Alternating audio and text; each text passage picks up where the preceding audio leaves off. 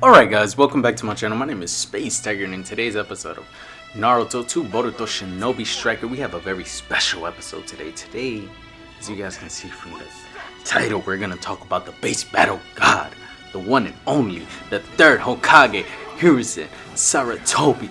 I see ya, boy. So recently the new DLC character came out, and I am going to actually talk about this. This video is actually long overdue. I should have made this video, but we're gonna get right into this. So Sarutobi has two moves. Basically, he has the dragon bullet move. Basically, summons a dragon and it just shoots sand. It's earth style. And then he has what's it called? A fireball. It's a very slow fireball, but it's a very good fireball for what it is.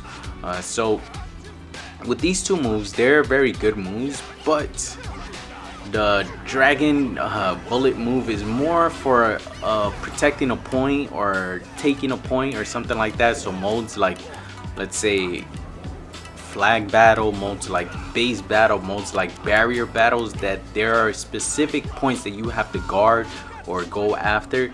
This is perfect for that. You can use it in many different ways. You can put them on walls, you can put them on floors, you can put them anywhere you want, and you can direct them any way you want. But sometimes they won't go as planned. Sometimes it's going to lock onto an enemy and it's gonna go a different direction.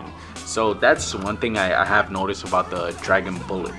So now let's talk about the fireball. The fireball, I enjoy it because even though it is very slow, the thing about this fireball is that it does do knockback damage. So it knocks the person back once you hit them, so you can get them off of a point, which is extremely awesome, extremely useful for, let's say, base battle, especially base battle, because sometimes you'll have two people on a base and you kind of need to knock them off, both of them at the same time at the very last second, and then you throw that fireball, boom, you got both of them off the base, which is extremely awesome.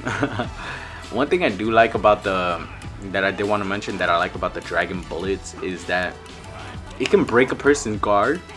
So let's say they fall and they get hit, they keep getting hit by it, they will knock, and they'll be knocked and they won't be able to do anything with it. But like I said earlier, sometimes the aiming gets locked on and then you put it in a direction you don't want to put it. So that's one thing I can say does suck about it. So now let's talk about the ultimate. So the ultimate basically is a one-hit KO. The bad thing about it, I'm gonna go straight into it, like you guys saw there, is someone can substitute out of it, so you will get a substitute.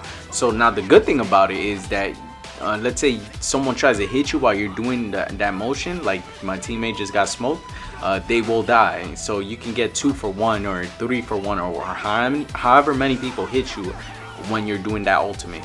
The person can get knocked out of the ultimate. The original person that you're holding, they can get knocked out or they can substitute out. So you kind of like gotta hope your teammates don't knock you out, knock out the person that you have in the ultimate.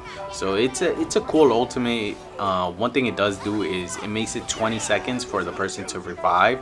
So that's one thing you have to keep in mind. You can keep them out of a match. Like let's say you do this at the end, you can keep them completely out that match. So that is one thing that is very useful. 20 seconds is a very long time, especially in a base battle.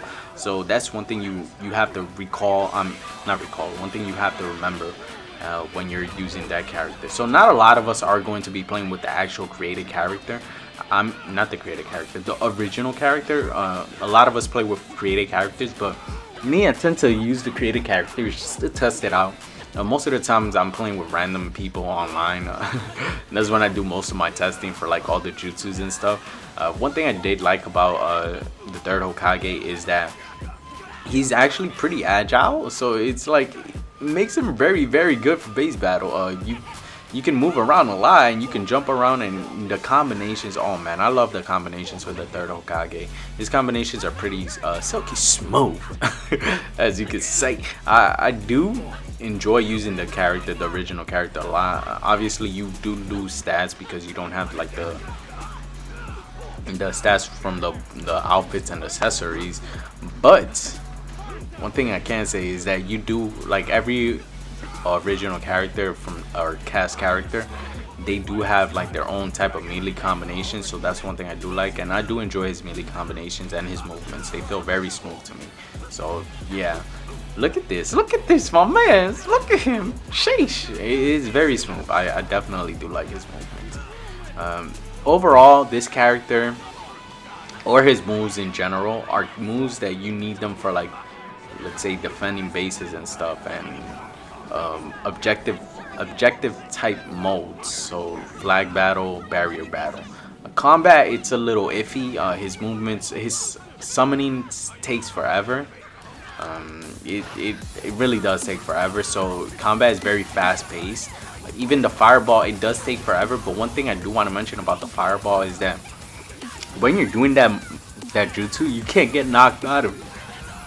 So let's say you start the fireball, you will actually do the fireball will connect.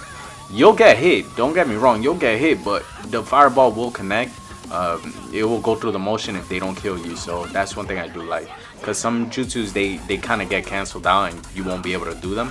So that's one thing I do like about the fireball. So you can actually like hold it and jump in the air and do it and all that crazy stuff, so you can get creative with it. One thing I did want to mention about the dragon bullet is that if you die, the dragon bullet obviously it gets removed. So the instant you die, the instant the dragon bullets gets removed. That's another thing I did want to mention. Overall, I think this character, this DLC edition, was an amazing addition to the game. Some people might not see it as that because they probably expected a whole different thing, a whole different character or something. But I do like it for what he does. It's extremely awesome. I do have more footage and more videos. I've been playing with him a lot. Basically, I've been using him just for base battle, like non-stop, just straight base battle. Every time base battle came on, I used him for like who knows how many times. But it's been fun. It's definitely been fun. You win some, you lose some. I'm not gonna sit here and say, oh, I've been perfect since I started using him. Nah, that's not. It's just not true. It's just not true. I'd be lying to you guys. So yeah, that's basically about it for this video. I hope you guys enjoyed it. I hope this was informational. It gave you guys a better insight on his movesets in case you were looking into creating a defensive class, in case you don't use defensive players, defensive characters and all that good stuff. Or maybe if you don't buy the DLC and you're trying to decide if you should use the original character, because the original character is free for everyone to use. So that is one cool thing about this game. Yeah, and this game, oh man, this game we lost. It was crazy. We should have won it, but we lost it. It was crazy. If you guys go back to it, we had a chance to win it. I got off to do the ultimate, and my teammate was in a motion while I was doing the ultimate, and all we had to do was just stand on the base. All we had to do, and we could have won it. But it happens. You win some, you lose some. So I will see you guys in the next video. If you guys are brand new, feel free to subscribe. Drop those comments, turn on those notifications. I will be doing a whole bunch of games, a whole bunch of awesomeness, a whole bunch of greatness in this channel. So I will see you guys in the next video. Stay awesome, guys. Peace.